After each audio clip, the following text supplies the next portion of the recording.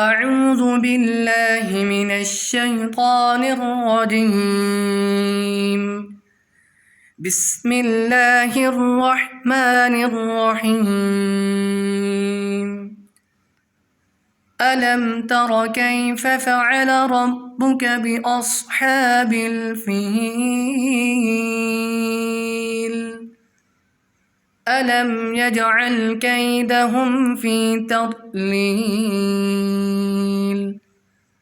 وأرسل عليهم طيرا أبابيل ترميهم بحجارة من سجيل فجعلهم كعصف مأكول. صدق الله العظيم.